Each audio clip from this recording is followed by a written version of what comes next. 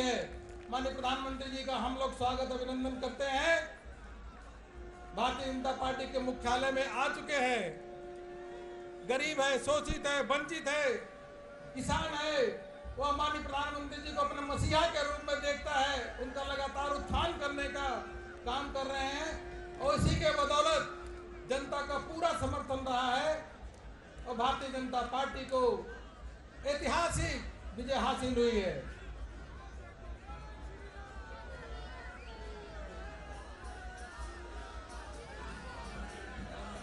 नरेंद्र मोदी, नरेंद्र मोदी, नरेंद्र मोदी, नरेंद्र मोदी, मोदी, मोदी, मोदी, मोदी, मोदी। देखो देखो कौन आया, देखो देखो कौन आया, भारत माँ का, देखो देखो कौन आया। माननीय प्रधानमंत्री जी भारतीय जनता पार्टी के मुख्यालय में आ रहे हैं। आप सभी सौभाग्यशाली हैं कि माननीय प्रधानमंत्री जी को आप सबको सुनने का मिलेगा यहाँ से।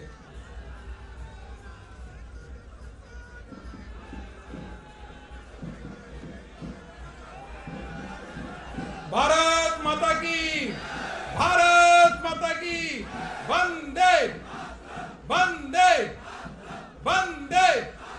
Bharatiya Janata party, Bharatiya Janata party, Bharatiya Janata party, Narendra Modi, Narendra Modi, Narendra Modi, Modi, Modi.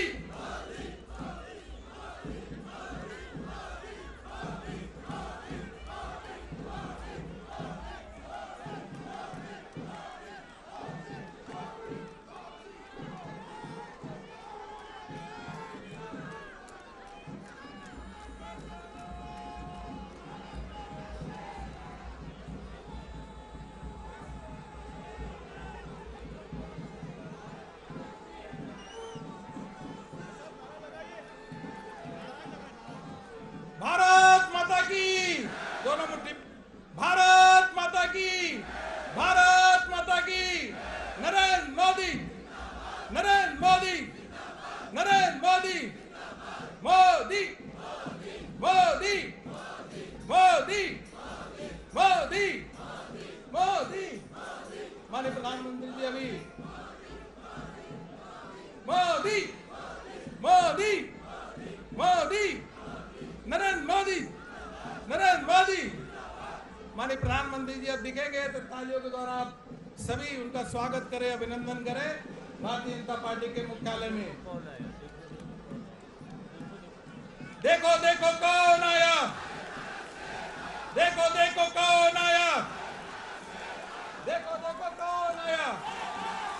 Modi, Modi, Modi, Modi.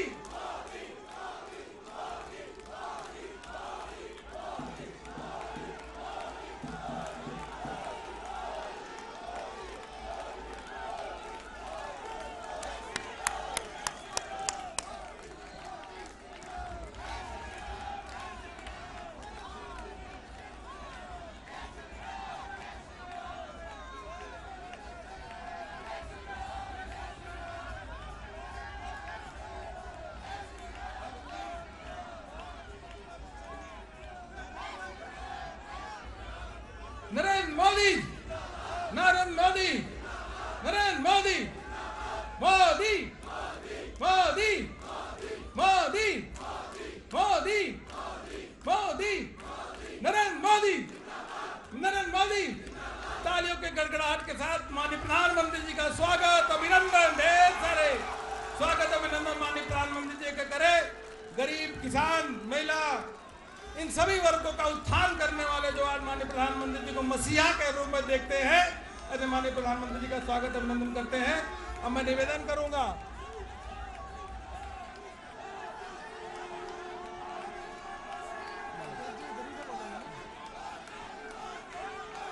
मैं निवेदन करूंगा कि मंच पे उपस्थित माननीय राजनाथ सिंह जी, माननीय अमित शाह जी, माननीय नितिन गडकरी जी, माननीय प्रधानमंत्री जी का माला पहना करके माननीय राष्ट्रीय अध्यक्ष जी के साथ स्वागत अभिनंदन करेंगे। माननीय राष्ट्रीय अध्यक्ष जी का भी अभिनंदन करते हैं।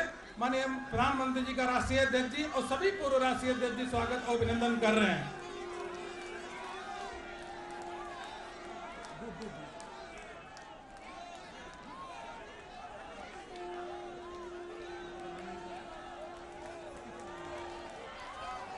तालियों के द्वारा अभिनंदन करेंगे माननीय प्रधानमंत्री जी का। नरेंद्र मोदी, नरेंद्र मोदी, नरेंद्र मोदी।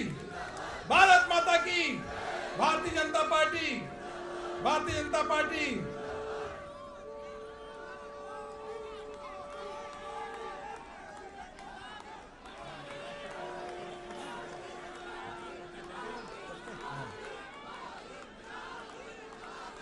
मैं तरुण जी से निवेदन करूंगा कि माननीय राष्ट्रीय अध्यक्ष जी का स्वागत करें पटका पहना करके।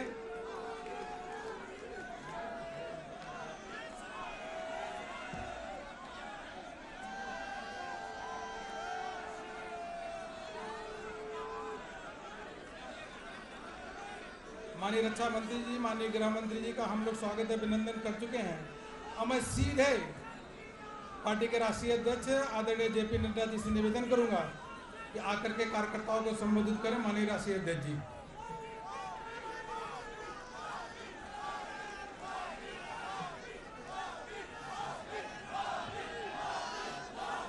बोलिए भारत माता की, भारत माता की। स्वागत है, स्वागत है, स्वागत है, स्वागत है, स्वागत है, स्वागत है, स्वागत है, स्वागत है। आज के इस विजय सभा में यहां उपस्थित भारत के यशस्वी प्रधानमंत्री, हम सबके आदरणीय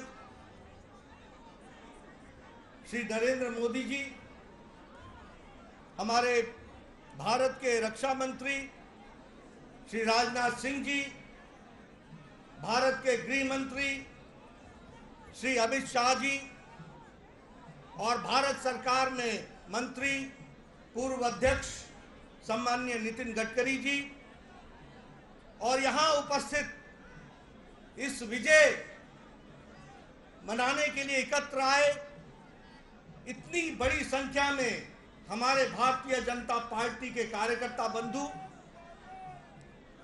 और मीडिया और इलेक्ट्रॉनिक मीडिया और प्रिंट मीडिया के मेरे साथी, ये हम सबका सौभाग्य है कि आज चुनाव के नतीजे जो भारतीय जनता पार्टी के पक्ष में एक तरफा आए हैं, उसके विजय यात्रा के क्रम में आज इस सभा में इतनी बड़ी संख्या में सब आकर अपने यशस्वी प्रधानमंत्री जी का स्वागत करने, अभिनंदन करने आए हैं।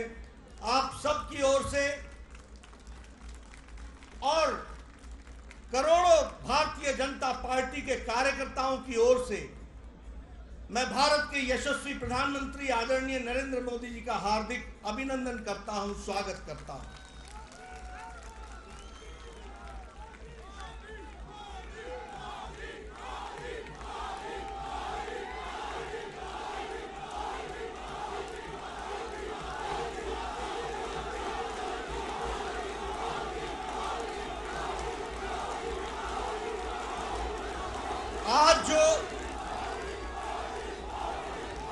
आज जो नतीजे आए हैं, जिसमें हमें एक तरफा भारत की जनता का, 4 राज्यों का जो आशीर्वाद मिला है, ये आशीर्वाद में जो योगदान भारत की जनता ने किया है, वो इस बात को बताता है कि आदरणीय यशस्वी प्रधानमंत्री मोदी जी के द्वारा चलाए गए कार्यक्रम, उनके द्वारा प्रतिपादित किए गए नीतियां, इन नीतियों को फिर से देश की जनता ने चुनाव में जीत हासिल करा करके मुहर लगाई है। इस बात के लिए मैं मतदाताओं का अपनी ओर से हार्दिक धन्यवाद देता हूं और साथ ही साथ प्रधानमंत्री मोदी जी का अभिनंदन करता हूं कि उनके नेतृत्व में एक बार फिर से एनडीए, एक बार फिर से भारतीय जनता पार्टी को प्रचंड जीत हासिल हुई है और लोगों ने उनकी नीतियां और उनके कार्यक्रम को मुहर लगाई है। इसके लिए मैं पुनः उनको बधाई भी देता हूं, धन्यवाद भी देता हूं और आप सब की ओर से, करोड़ों कार्यकर्ताओं की ओर से और मतदाताओं की ओर से उनका हार्दिक अभिनंदन करता हूं, स्वागत करता हूं। मित्रों, जो नतीजे आज आए हैं वो इस बात को बताते हैं कि ये नतीजे बहुत तरीके से पहली बार राजनीति के दृष्टि से कुछ इंगित करते हैं, कुछ दिशा देते हैं, कुछ जिसे हम कहते हैं कि रास्ता बताते हैं कि भारत की राजनीति मोदी जी के नेतृत्व में किस प्रकार से आगे बढ़ रही है। अगर हम उत्तर प्रदेश की बात करें तो यह पहला मौका है कि 4 बार लगातार मोदी जी को उत्तर प्रदेश की जनता ने लगातार आशीर्वाद दिया है।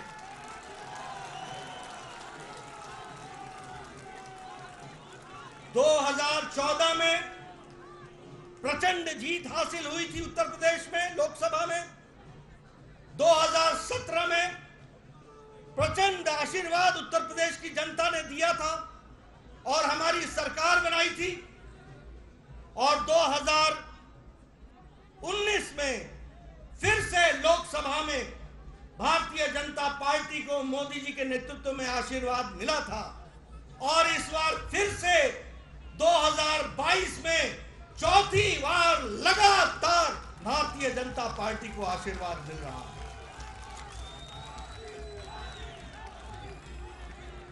ये पहली बार 37 साल बाद हो रहा है कि उत्तर प्रदेश में लगातार कोई पार्टी की सरकार दोबारा आई है। ये 37 साल बाद उत्तर प्रदेश की धरती पर हो रहा है और हमारा वोट शेयर भी 42% से ज्यादा बढ़कर के आया है। इसी प्रकार अगर हम देखें तो उत्तराखंड जब से राज्य बना तब से हमेशा वहां सरकार बदलती रही, हर चुनाव में सरकार बदलती रही, लेकिन मोदी जी के नेतृत्व में उत्तराखंड का चुनाव लड़ा गया और उत्तराखंड की जनता ने भी फिर से दोबारा और पहली बार दोबारा सरकार बनाई है और उत्तराखंड में भी भारतीय जनता पार्टी को बहुमत दिया गया। अगर हम बात करें मणिपुर की तो मणिपुर में भी पहली बार विशुद्ध भारतीय जनता पार्टी के बहुमत से अब हमारी सरकार बन रही है। यह परिस्थिति आई है, इसको भी हमको याद रखना। और अगर हम गोवा की बात करें तो वहां हम इस बार हैट्रिक बनाने जा रहे हैं, तीसरी बार हम सरकार बनाने जा रहे हैं और वहां भी आदरणीय प्रधानमंत्री मोदी जी की नीतियों का, कार्यक्रम का आशीर्वाद हम सबको मिला है और उसके कारण ये जीत हासिल हुई है। मित्रों, जहां हम आज 4 राज्यों में सरकार बनाने के लिए अपने बहुमत के साथ खड़े हैं, वहीं कल के नतीजे जो असम के म्युनिसिपल बोर्ड के आए, कॉरपोरेशन के, आपको जानकर खुशी होगी कि 80 म्युनिसिपल कॉरपोरेशन में 77 में भारतीय जनता पार्टी ने जीत हासिल की और आज वहां भी एक बाई इलेक्शन था मंझोली का, वह भी सीट प्रचंड मार्जिन के साथ भारतीय जनता पार्टी ने जीती है। इसलिए जिसे हम कहते हैं कि हमारी जनता ने मोदी जी को भरपूर आशीर्वाद दिया, एक तरफा आशीर्वाद दिया है और उनकी नीतियों के, उनके कार्यक्रमों को फिर से एक बार मुहर लगाई है। इस बात के लिए हम सबको बहुत बहुत मोदी जी का धन्यवाद देते हैं। मित्रों, चुनाव में एक बात कही गई कि कुछ पार्टियां हमारे खिलाफ जुट गई हैं और इसलिए वोट की मात्रा उनकी बढ़ जाएगी और वो जीत हासिल करेंगे। कई पत्रकार ये पूछा करते थे कि इतनी पार्टियों का जमावड़ा हो गया है, आप किस तरीके से इसको देखते हैं? मैं उस समय भी कहता था कि यदि नेता मिल जाएं और पार्टियां मिल जाएं तो वोटर नहीं मिलता है, वोटर अपनी रक्षा करना खुद जानता है। इस बात को हमको याद है।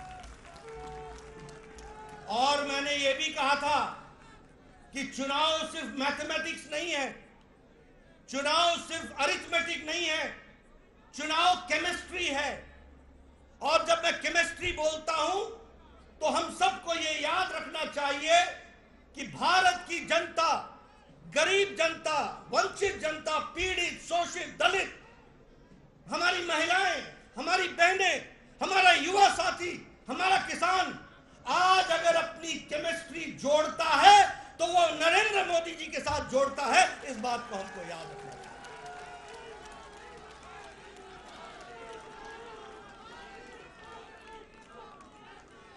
ये रसायन शास्त्र का मोदी जी की गरीबों के प्रति, जो वंचित थे, पीड़ित थे, शोषित थे, समाज के अंतिम पायदान पर खड़े थे, उनको सशक्तिकरण देने का काम मोदी जी ने किया, प्रधानमंत्री जी ने किया। और इसलिए रसायन शास्त्र का गरीब व्यक्ति को, जो वंचित था, उसको रस मिलता है तो वो आदरणीय प्रधानमंत्री जी की नीतियों से मिलता है, कार्यक्रमों से मिलता है। इसको हमको याद रखना चाहिए।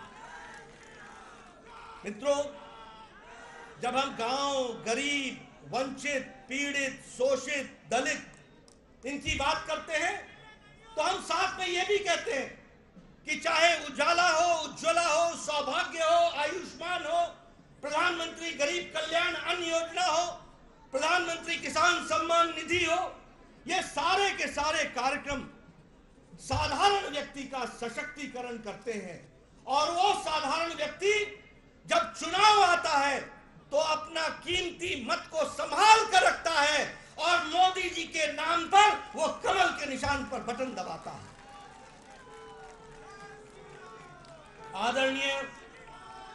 आदरणीय प्रधानमंत्री जी ने भारत की राजनीति की संस्कृति बदली है।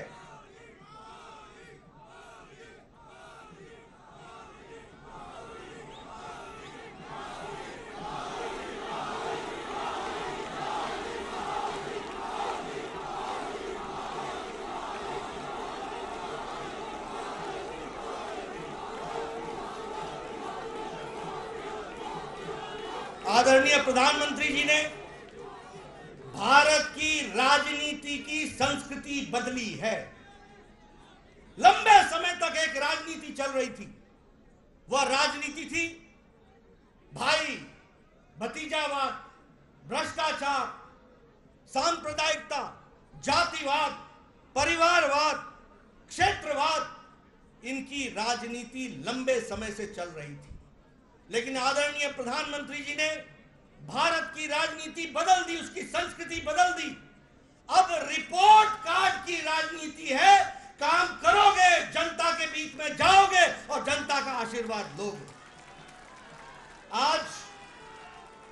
आज विकास की राजनीति है, आज सशक्तिकरण की राजनीति है, आज महिला सशक्तिकरण की राजनीति है, आज युवा सशक्तिकरण की राजनीति है, आज किसानों के सशक्तिकरण की राजनीति है।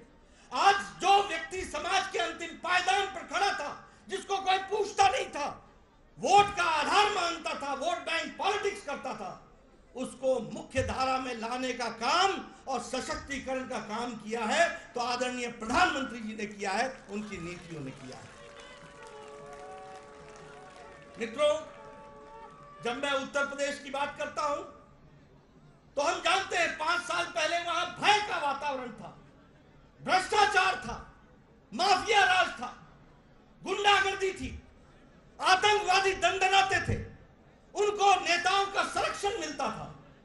लेकिन योगी जी ने लॉ एंड ऑर्डर को कंट्रोल करके वहां पर भय मुक्त समाज और भय मुक्त प्रदेश बनाने का काम किया, तो आदरणीय योगी जी ने किया। और उत्तर प्रदेश की जनता ने भरपूर आशीर्वाद दिया। अभी मैं नतीजे देख रहा था, हम 2/3 बहुमत की तरफ बढ़ रहे हैं। यह परिस्थिति आकर के खड़ी हुई। जो माफिया राज दंडनाते थे वो आज जेलों में बंद है। जो लोग भय का वातावरण बनाते थे वो आज खुद भयभीत हैं। यह परिस्थिति आज योगी जी ने की है, इसका भी हम सबको ध्यान रखना चाहिए और उनका भी हम धन्यवाद करें। अगर हम मणिपुर की बात करें, प्रधानमंत्री जी ने नॉर्थ ईस्ट का ये पहले प्रधानमंत्री हैं जिन्होंने एक्ट ईस्ट पॉलिसी, पूर्व की ओर देखो और काम करो, पूर्व को संभालो और मुख्य धारा में शामिल करो। 50 बार आदरणीय प्रधानमंत्री जी नॉर्थ ईस्ट में आपका प्रवास हुआ है और आपने उनके दर्द को समझा है और उनको राहत दिलाई है और मुख्य धारा में उनको लाए। यही नॉर्थ ईस्ट बंद, ब्लॉकेड के लिए जाना जाता था, आज शांति और विकास के लिए जाना जाता है। और मणिपुर में भी पहली बार विशुद्ध भारतीय जनता पार्टी की सरकार बन रही है। अगर हम बात करें उत्तराखंड की, तो यह भी हम दोबारा जीत करके आ रहे हैं, पहली बार मौका मिला और यहां भी विकास हर दृष्टि से हो रहा है। और जो मोदी जी ने कहा कि उत्तराखंड अगले दशक उत्तराखंड का होगा, इसको उत्तराखंड की जनता ने अपनाया है, समझा है, जाना है और भारतीय जनता पार्टी को मुहर लगाई है। मित्रों, अगर ये हम सब लोग यहां बैठे हैं बिना मास्क के और नजदीक बैठे हैं, ये संभव अगर हुआ है तो आदरणीय प्रधानमंत्री जी के अथक प्रयास से हुआ है। जो 180 करोड़ लोगों को वैक्सीनेशन देकर डबल डोज उनको तैयार किया है। जब पाश्चात्य देश मुसीबत में अपने आप को पाते हैं तो 130 करोड़ का देश मोदी जी के नेतृत्व में सुरक्षित दिखता है। इस बात को भी हमको याद रखना है। आर्थिक स्थिति में जो विकास हुआ है कोरोना के पश्चात, आज भारत की आर्थिक स्थिति जिसको दुनिया के मान रही है कि एक फास्टेस्ट ग्रोइंग इकोनॉमी के तरीके से आगे बढ़ रहा है, यह भी दूरदृष्टि बताती है हमारे आदरणीय प्रधानमंत्री। आज हम सब लोग आदरणीय प्रधानमंत्री जी को सुनने के लिए आतुर हैं। मैं आपके बीच में ज्यादा समय नहीं रहूंगा। मैं इस मंच से जहां आदरणीय प्रधानमंत्री जी को धन्यवाद देता हूं, सभी केंद्रीय नेताओं को धन्यवाद देता हूं, सभी हमारे प्रदेश के नेताओं को धन्यवाद देता हूं, वहीं मैं अपने करोड़ों करोड़ों कार्यकर्ताओं को बधाई और धन्यवाद देता हूं। कार्यकर्ताओं ने जमीन पर जाकर अथक प्रयास किया। क्या नेता, क्या कार्यकर्ता, क्या विस्तारक, क्या हमारे प्रवासी कार्यकर्ता, सब ने अपना पूरी ताकत लगाई और आपकी जमीन पर मेहनत रंग लाई और मोदी जी की नीतियों को वोट में परिवर्तित करने में आपने अपना योगदान दिया। मैं आप सबको भी इसके लिए बधाई देता हूं और धन्यवाद देता हूं। इसी तरीके से हम लोगों ने आगे बढ़ना है और 2024 में भी इससे और आगे बढ़ करके जाना है और आप सब कार्यकर्ताओं ने अथक प्रयास अपना जारी रखना है, ऐसा मैं आपसे निवेदन करना चाहता हूं। आपके राष्ट्रभक्ति को मैं सलाम करता हूं। आपके राष्ट्रभक्ति के साथ, पार्टी के साथ खड़े होकर के कार्य को करने की मैं साधुवाद देता हूं और इसी प्रकार से हम सब लोगों ने आगे बढ़ना है और भारत को मोदी जी के नेतृत्व में यशस्वी बनाना है। इस काम को, इस लक्ष्य को लेकर हम चलेंगे। इन्हीं शब्दों के साथ बहुत बहुत धन्यवाद आप सब लोगों ने मिला।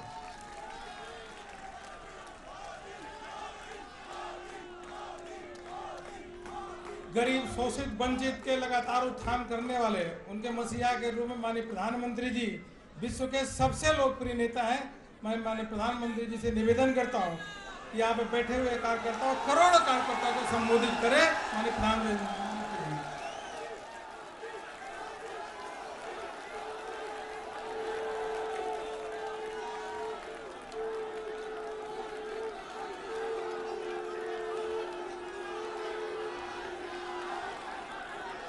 भारत माता की,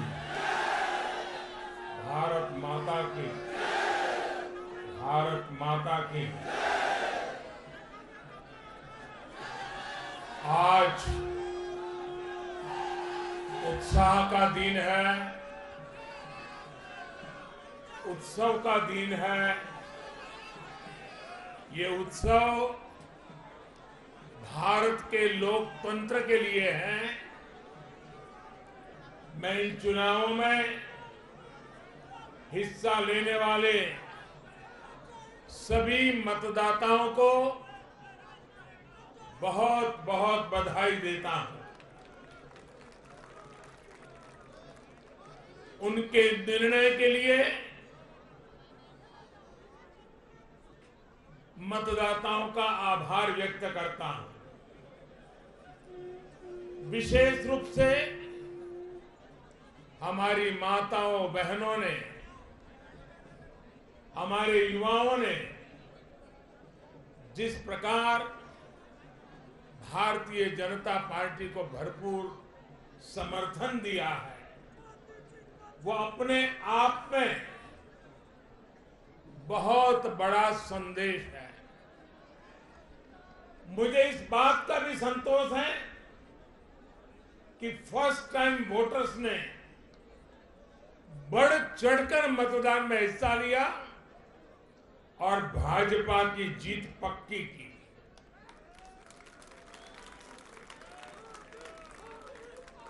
चुनाव के दौरान भाजपा के कार्यकर्ताओं ने मुझसे वादा किया था कि इस बार होली 10 मार्च से ही शुरू हो जाएगी। हमारे कर्मठ कार्यकर्ताओं ने ये विजय ध्वज फहरा करके इस वायदे को पूरा करके दिखाया है। मैं भाजपा के सभी कार्यकर्ताओं की भूरी भूरी प्रशंसा करूंगा,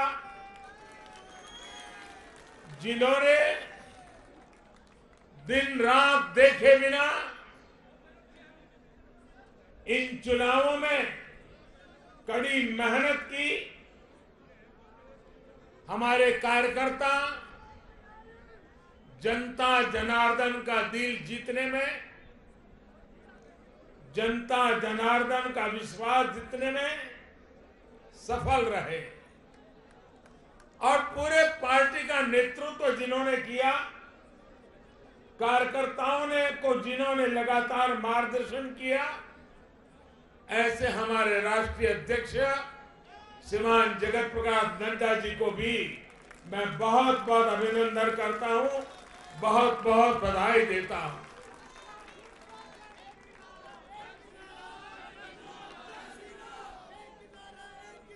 पार्टी के हर छोटे मोटे सभी कार्यकर्ताओं ने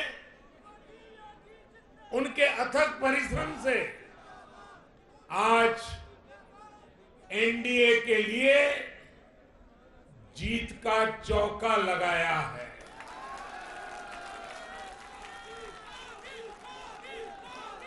साथियों, उत्तर प्रदेश ने देश को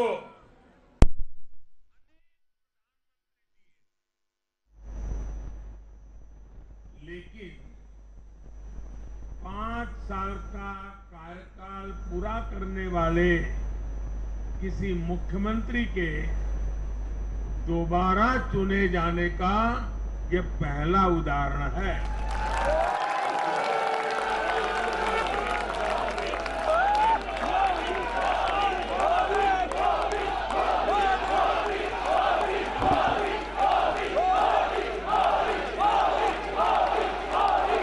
नड्डा जी ने विस्तार से बताया, उत्तर प्रदेश में 37 साल बाद कोई सरकार लगातार दूसरी बार सत्ता में आई है। 3 राज्य यूपी, गोवा और मणिपुर में सरकार में होने के बावजूद बीजेपी के वोट शेयर में वृद्धि हुई है।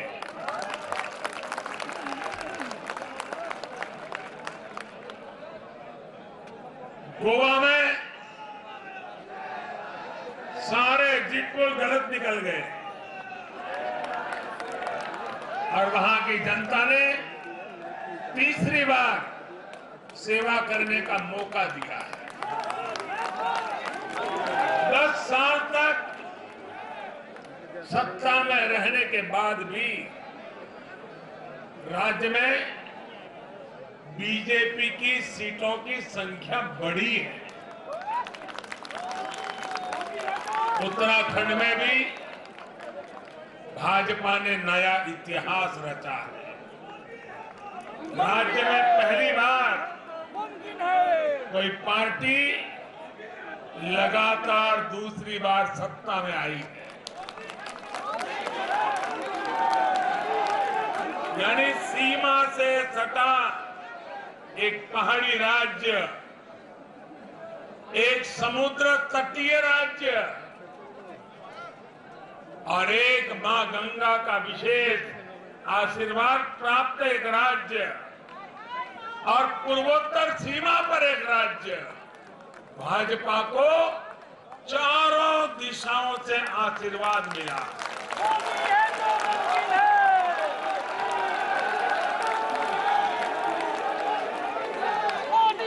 इन राज्यों की चुनौतियां भिन्न है,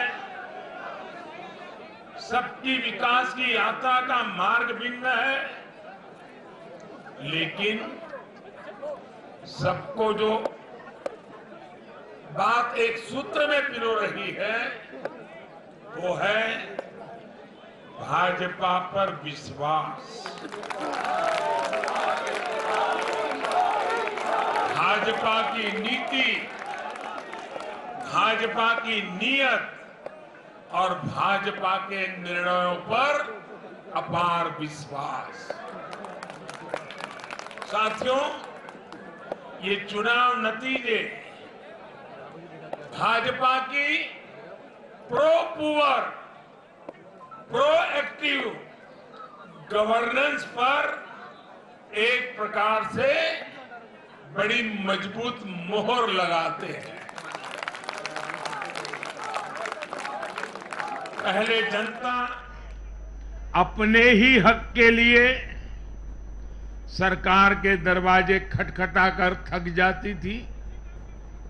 बिजली, पानी, गैस, टेलीफोन, बहुत बुनियादी सुविधाओं के लिए, सामान्य जरूरतों के लिए सरकारी दफ्तरों के चक्कर काटने पड़ते थे, पैसे देने पड़ते थे।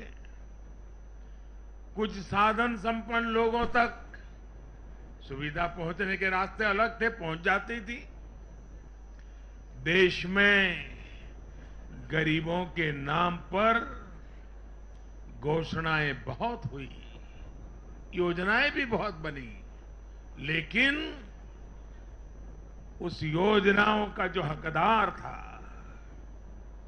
जिस गरीब का उस पर हक था, उसके लिए ये हक उसको मिले बिना परेशानी को मिले, उसके लिए गुड गवर्नेंस, डिलीवरी, इसका बड़ा महत्व होता है। लेकिन भाजपा इस बात को समझती है और मैं लंबे अरसे तक मुख्यमंत्री के नाते काम करके आया हूं, इसलिए मुझे पता है कि आखिरी इंसान की सुविधा के लिए कितनी मेहनत करनी चाहिए। बीते वर्षों में हमने गवर्नेंस डिलीवरी सिस्टम तो बेहतर किया ही, साथ साथ पूरी प्रक्रिया में पारदर्शिता भी लाए हैं। भाजपा गरीब को भरोसा देती है कि प्रत्येक गरीब तक सरकार ने निर्णय किए हुई सुविधाएं जरूर पहुंचेगी। और मैं गरीब के घर तक उसका हक पहुंचाए बिना चैन से बैठने वाला इंसान नहीं।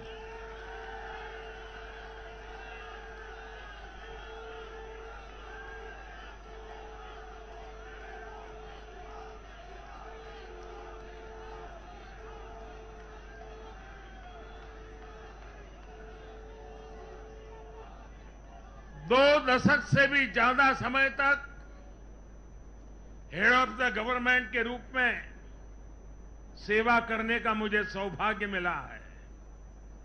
सरकार में कितनी दिक्कतें होती हैं, गवर्नेंस में कितनी दिक्कतें होती हैं, इसको भली भांति जानता हूं। उसके बावजूद भी मैंने एक ऐसी हिम्मत की है, शायद कोई न कर पाए। और वो हिम्मत मैंने लाल किले से 15 अगस्त को मेरे भाषण में उसको व्यक्त किया था।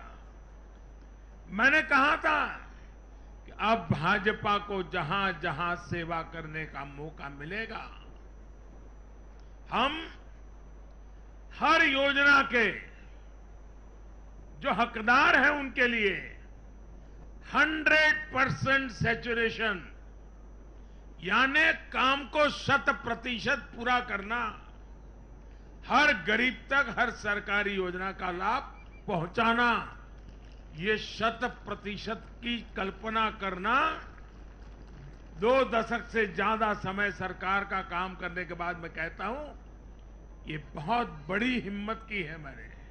और ये हिम्मत मैंने इसलिए की है कि जब ईमानदारी होती है, नीयत साफ होती है, गरीबों के प्रति करुणा होती है, देश का कल्याण यही जीवन का मंत्र होता है, तो फिर ऐसे निर्णय करने की ताकत पैदा होती है। हम हर गरीब तक पहुंचेंगे, हम हर गरीब तक पहुंचेंगे, 100% लाभार्थियों तक पहुंचेंगे। भाई और बहनों, आज मैं देश की महिलाओं, हमारी बहन बेटियों को विशेष रूप से नमन करता हूं। चुनाव के नतीजों में मेरी इन माताओं बहनों का, बेटियों का बहुत बड़ा योगदान है। ये हमारा सौभाग्य है कि भाजपा को बहनों, बेटियों, माताओं ने इतना स्नेह दिया है, इतना आशीर्वाद मिला है। जहां जहां महिला मतदाताओं ने पुरुषों के मुकाबले ज्यादा वोट किया है, वहां बीजेपी को बम्पर जीत मिली है।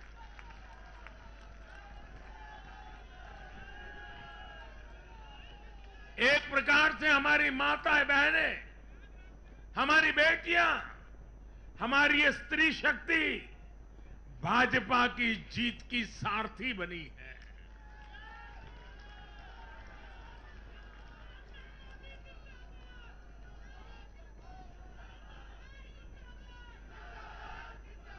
मैं जब गुजरात में था तो कभी कभी कुछ ऐसी घटनाएं हो जाती थी कि लोग चिंता करते थे, मोदी जी आपकी सुरक्षा का क्या, आप चिंता क्यों नहीं करते, अपने आप को क्यों संभालते नहीं हैं। तो मैं एक ही जवाब देता था कि कोटि कोटि माताओं का, स्त्री शक्ति का मुझे सुरक्षा कवच मिला हुआ है।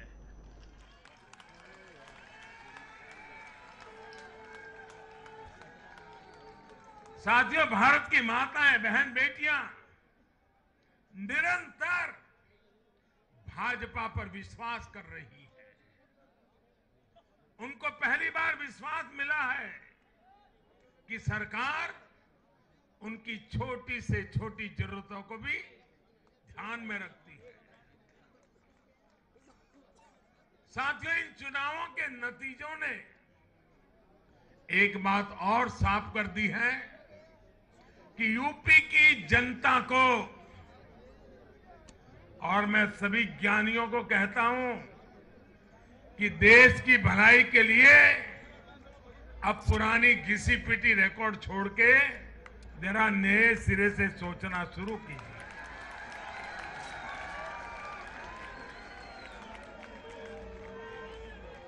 इस देश के लिए बड़ी दुख की बात है।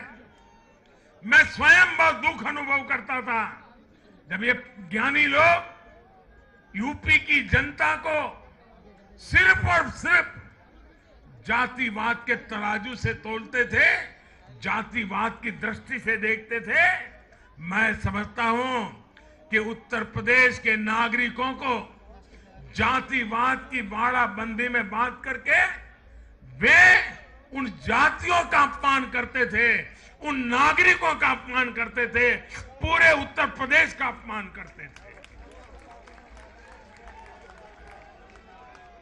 कुछ लोग ये कहकर यूपी को बदनाम करते हैं कि यहां के चुनाव में तो जाति ही चलती है।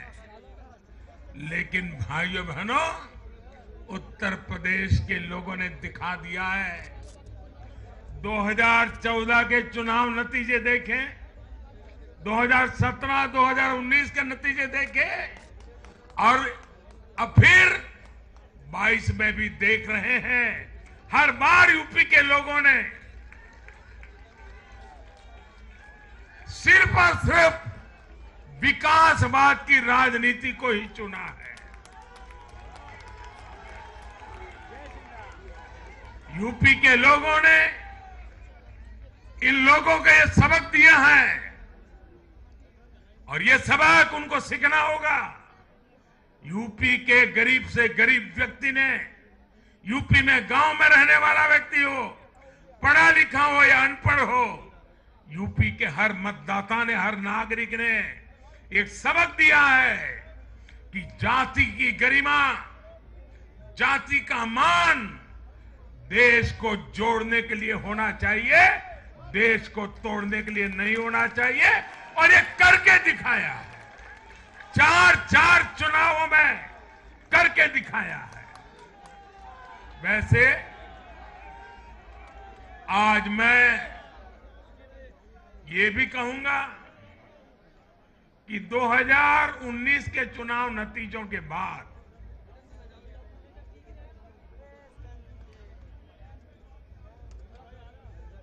कुछ पॉलिटिकल ज्ञानियों ने कहा था 2019 में जब लोकसभा में हम दोबारा जीत करके आए तो उस ज्ञानियों ने कहा था कि भाई 2019 के जीत में क्या है, ये तो 2017 में ही तय हो गई थी, क्योंकि 2017 में यूपी का रिजल्ट आया था। मैं मानता हूं इस बार भी ये ज्ञानी जरूर कहने की हिम्मत करेंगे कि 2022 के नतीजों ने 2024 के नतीजे तय कर दिए हैं।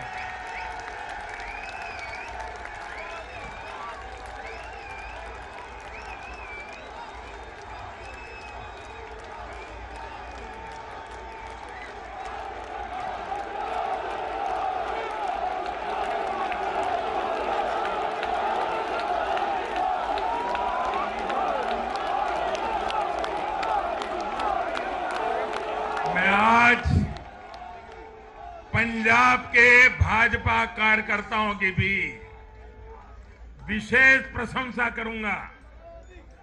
उन्होंने विपरीत परिस्थितियों में जिस प्रकार पार्टी का झंडा बुलंद किया है, वो आने वाले समय में पंजाब में भाजपा की मजबूती को, देश की मजबूती को एक अहम स्थान के रूप में विकसित करेंगे, ये मेरा पूरा विश्वास है।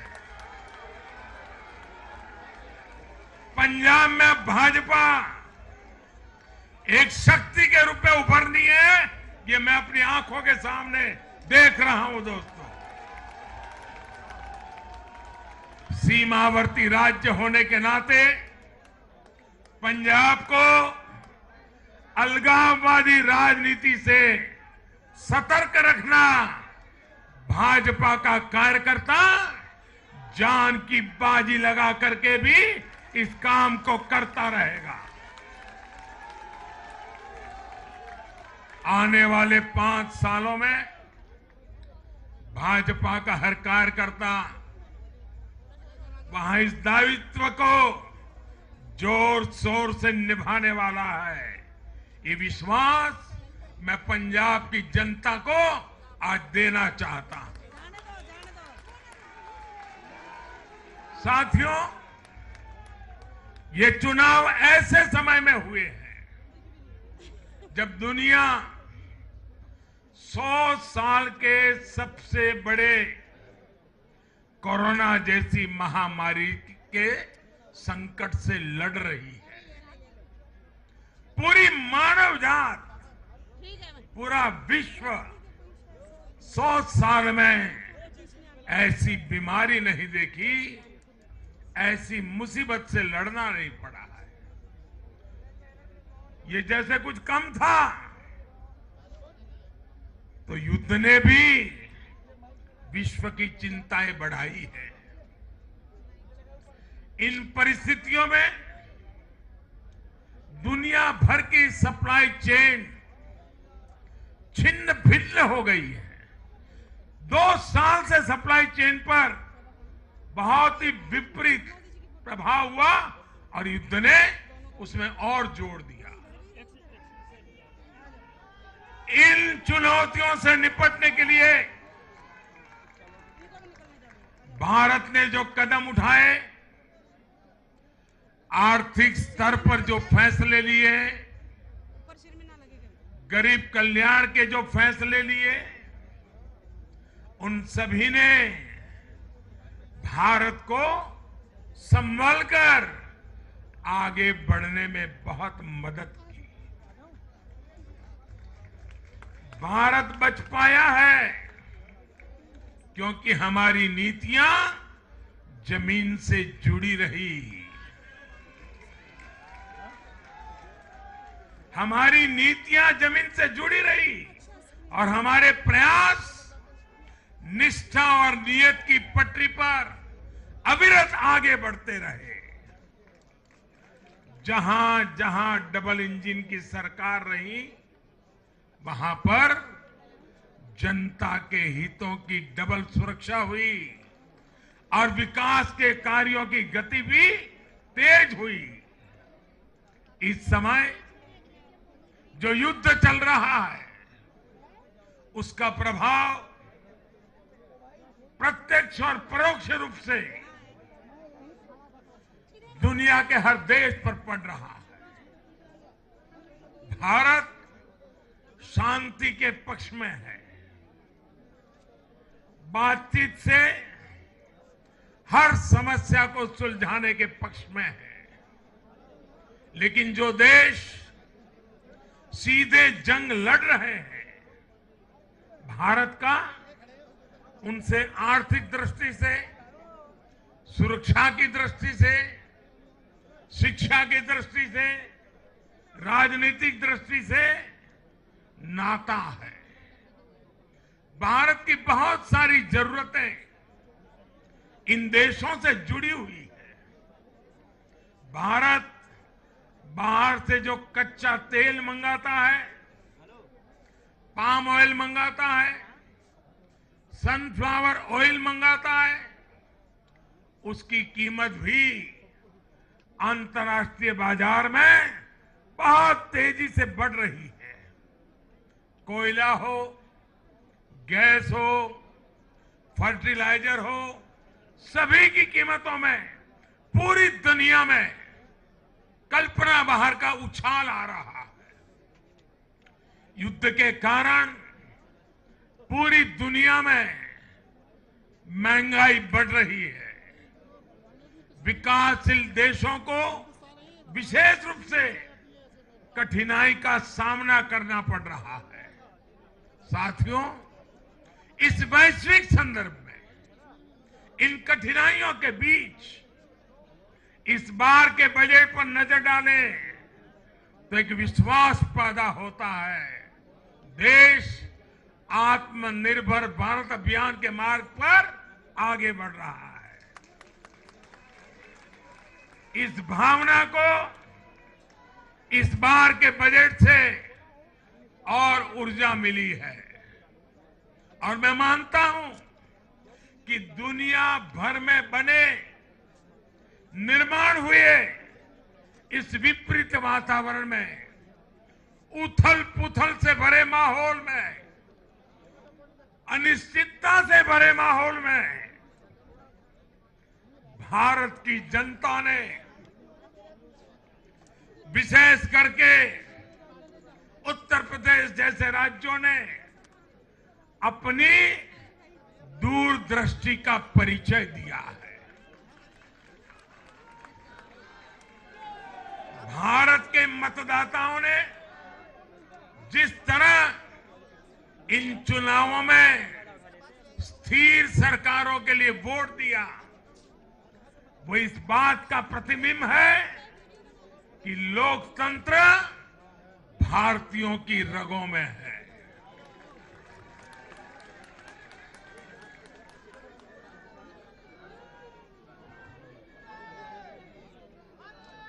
लेकिन भाई और बहनों, आज इस अवसर पर मैं देश के सामने अपनी कुछ चिंताएं भी रखना चाहता हूं। देश का नागरिक तो बहुत जिम्मेदारी के साथ देश के हित में अपना काम कर रहा है। जब भी उसको अवसर मिलता है वो जिम्मेदारी के साथ पेश आता है। देश का सामान्य नागरिक राष्ट्र निर्माण में जुटा है, लेकिन हमारे यहां कुछ लोग लगातार राजनीति का स्तर गिराते जा रहे हैं। कोरोना के इस समय में भी हमने देखा है कि इन लोगों ने देशवासियों को गुमराह करने की लगातार कोशिश की। वैक्सीनेशन के हमारे प्रयासों की दुनिया प्रशंसा कर रही है, लेकिन इस पवित्र कार्य पर, मानवता के कार्य पर, सेवा के कार्य पर भारत की वैक्सीन पर भी सवाल उठाए गए। दुर्भाग्य की बात है, जब यूक्रेन में हजारों भारतीय विद्यार्थी, हमारे छात्र, हमारे नागरिक फंसे हुए थे, तब भी देश का मनोबल तोड़ने की बातें हो रही थी। जो वहां फंसे थे उनके परिवारों की चिंता बढ़ाने का काम हो रहा था।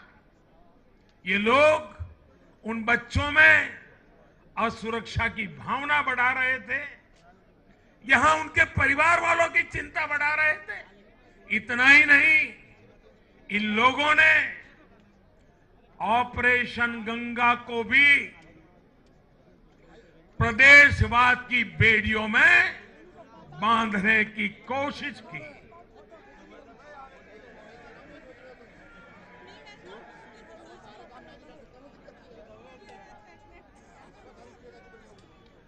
हर योजना को, हर कार्य को क्षेत्रवाद, प्रदेशवाद, जातिवाद, संप्रदायवाद का रंग देने का प्रयास भारत के उज्जवल भविष्य के लिए बहुत बड़ी चिंता का विषय है। साथियों, इन चुनावों में मैंने लगातार विकास की बात की।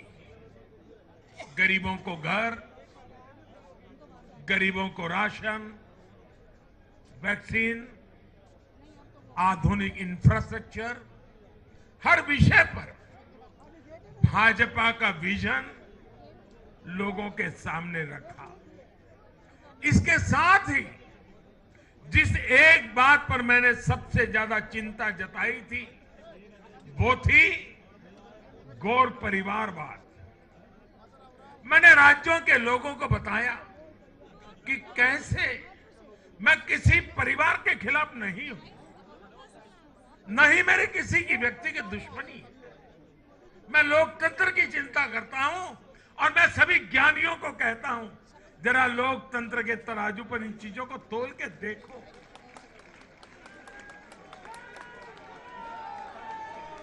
और मैंने लोगों को बताया कैसे परिवारवादी राजनीति ने उनके राज्य का कितना नुकसान किया है, राज्य को पीछे ले जा रहा है। और मुझे खुशी है कि मतदाताओं ने इस बात को समझते हुए भी इस चुनाव में अपना वोट दिया है, लोकतंत्र की ताकत को मजबूत किया।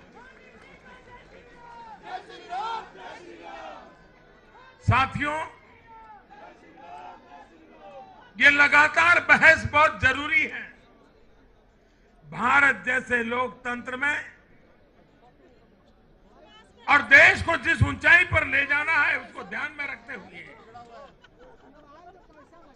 जिन मुद्दों को मैं उठा रहा हूं उसको निरपेक्ष भाव से बहस होना जरूरी है। भारत में परिवारवादी राजनीति का, ये मेरे शब्द लिख करके रखिए दोस्तों, एक न एक दिन ऐसा आएगा जब भारत में परिवारवादी राजनीति का सूर्यास्त ये देश के नागरिक करके रहेंगे।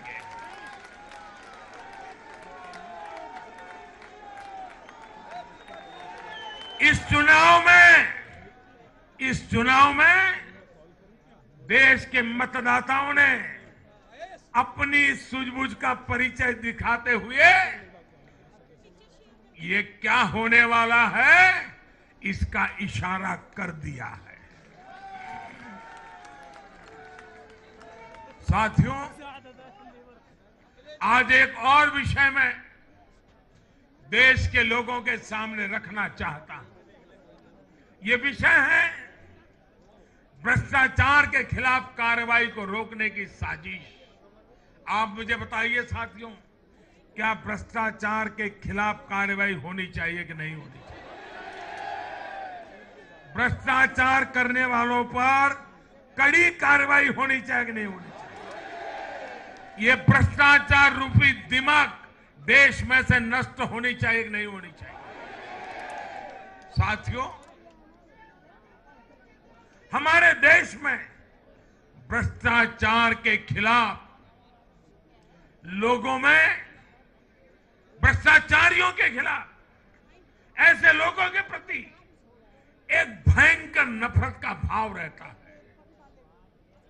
देश की गाढ़ी कमाई को लूटकर अपनी तिजोरी भरने की ये प्रवृत्ति कुछ लोगों की पहचान के साथ जुड़ गई है। भारतीय जनता पार्टी 2014 में एक ईमानदार सरकार का वायदा करके चुनाव जीती थी और हमारी ईमानदारी को देखकर 2019 में जनता ने हमें और ज्यादा आशीर्वाद दिया।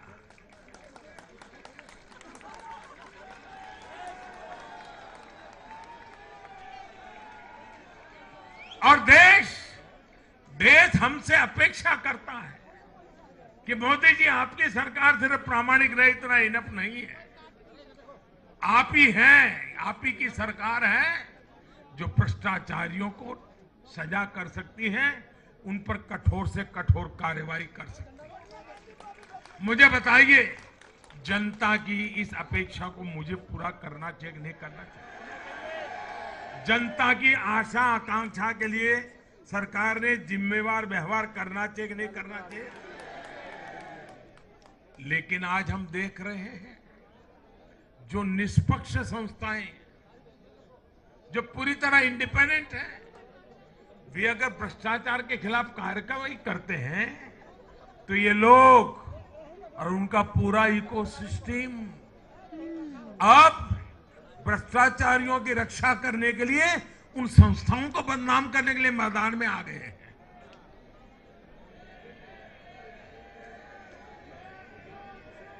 ये देश का कितना बड़ा दुर्भाग्य है कि घोटालों से घिरे लोग एकजुट होकर अब अपनी इकोसिस्टम की मदद से इन संस्थाओं पर ही दबाव बनाने लगे हैं। जांच एजेंसियों को रोकने के लिए ये लोग अपने इकोसिस्टम के साथ मिलकर नए नए तरीके खोजते हैं। इन लोगों को देश की न्यायपालिका पर भी भरोसा नहीं है। पहले हजारों करोड़ रुपए का भ्रष्टाचार करो, फिर जांच भी नहीं होने दो, और जांच करे तो उस पर दबाव बनाओ। ये इन लोगों की प्रवृत्ति है। और देश के लोगों को एक और बात पर मैं ध्यान देना के लिए आकर्षित करना चाहता हूं। ये लोग किसी भ्रष्टाचारी पर कार्रवाई होते ही उसे धर्म का रंग देते हैं, प्रदेश का रंग दे देते हैं, जाति का रंग देने लगते हैं। ये नए तौर तरीके शुरू हुए हैं। किसी माफिया के खिलाफ अदालत कोई फैसला सुना देती है तो भी उसे ये लोग धर्म और जाति से जोड़ देते हैं। ऐसे में भारत के मैं सभी संप्रदायों से आग्रह करता हूं, मैं सभी जाति पे गर्व करने वाले ईमानदार लोगों से आग्रह करना चाहता हूं, उन सबको सोचना होगा कि ऐसे भ्रष्टाचारियों, ऐसे माफियाओं को अपने समाज से, अपने संप्रदाय से, अपनी जाति से दूर करने की हिम्मत करें। इससे समाज भी मजबूत होगा, संप्रदाय भी मजबूत होगा और हर व्यक्ति का भला होगा। और यूपी में हमारी विजय का एक कारण यह भी है कि वहां के लोगों ने कई दशकों से ऐसी राजनीति का बहुत नुकसान सहा है। मैं बनारस का सांसद होने के नाते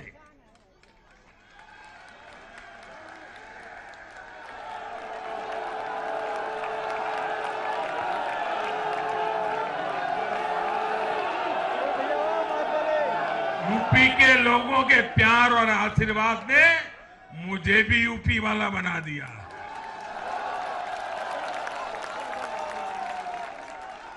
मैं बनारस का सांसद होने के नाते मेरे अनुभव से कह सकता हूं, यूपी के लोग ये बात समझ चुके हैं कि जाति को बदनाम करने वालों से, संप्रदाय को बदनाम करने वालों से अब दूर रहना है और राज्य के विकास को ही सर्वोच्च प्राथमिकता देनी है। साथियों, आजादी के 75वें वर्ष को देखते हुए भी इन चुनाव परिणामों का बहुत महत्व है।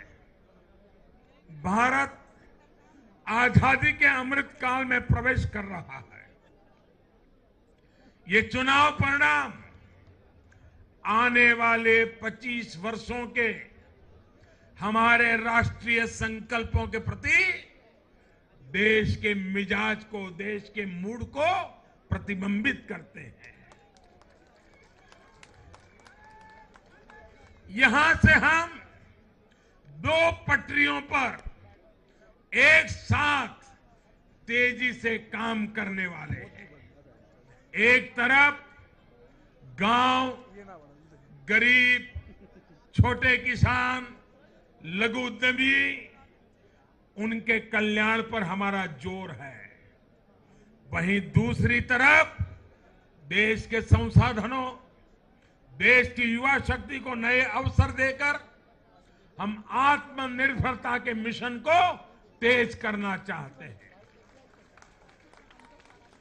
भारत का युवा आज अपने हुनर से, अपने बुद्धि के बल से और अपनी क्षमता के उपयोग से दुनिया को समाधान दे रहा है।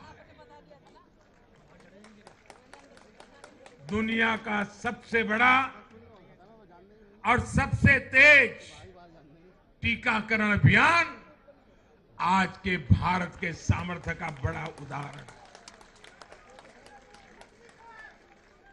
आज भारत डिजिटल पेमेंट सिस्टम में आत्मनिर्भर हो रहा है। स्टार्टअप के क्षेत्र में अपना सामर्थ्य बढ़ा रहा है और तकनीक के क्षेत्र में नई नई उपलब्धियां प्राप्त कर रहा है। और यह सब हो रहा है उसकी युवा शक्ति के कारण। भारत में शिक्षा का स्तर उच्च कोटि का हो, जो देश और दुनिया की जरूरतों को पूरा करने वाली वर्कफोर्स तैयार कर सके, यह हमारा संकल्प है। आज एक ऐसे नए भारत का निर्माण हो रहा है जहां आपकी पहचान आपके काम से होती है, न कि आपके परिवार से होती है। मुझे विश्वास है सबका साथ, सबका विकास, सबका विश्वास और सबका प्रयास के मंत्र पर चलते हुए हम अपने अपने राज्यों को नई ऊंचाई पर लेके जाएंगे। जब देश के हर राज्य का विकास होगा तो देश का भी विकास होगा। और मुझे तो मैं गुजरात में इतने साल काम किया, दिल्ली में सरकार भारतीय जनता पार्टी को अच्छा मानने वाली सरकार नहीं थी। हमारी सरकार में रोड़े अटकाने के सोच वाली सरकार थी।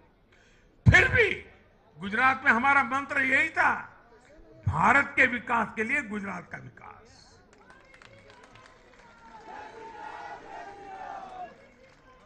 साथियों, हमें जुट जाना है, एक पल भी गंवाना नहीं है। चुनौतियां कितनी ही कठिन क्यों न हो, लेकिन जीतने का संकल्प उससे भी बड़ा होता है।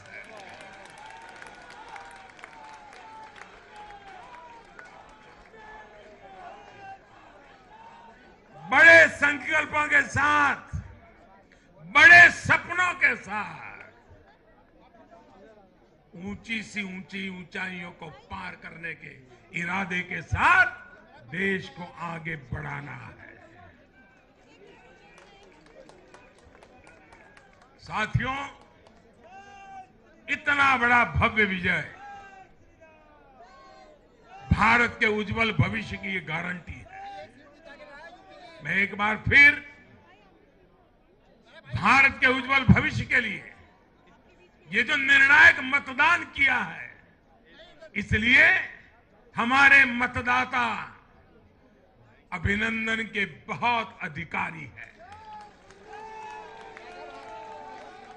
आइए दोनों हाथ ऊपर करके तालियों के गड़गड़ाहट के साथ सभी मतदाताओं का अभिनंदन करें, मतदाताओं का आभार व्यक्त करें, मतदाताओं का गौरवगान करें।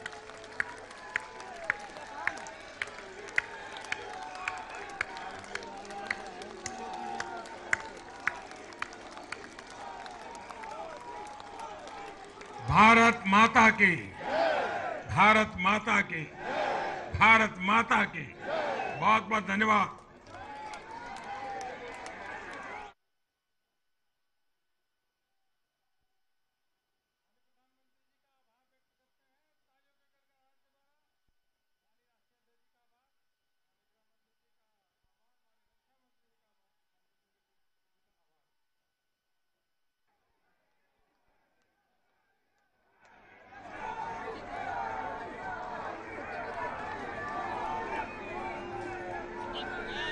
आप सभी कार्यकर्ताओं से निवेदन है कि आप सभी के लिए यहाँ पे भोजन की व्यवस्था है, भोजन करके ही जाइएगा। 7-8 घंटे से आप सब लोग हैं, नीचे बेसमेंट में भोजन की व्यवस्था है, मिठाई भी है, भोजन ग्रहण करके ही जाएंगे, ऐसा मेरा निवेदन है। बहुत बहुत धन्यवाद आप सभी का, बहुत बहुत धन्यवाद।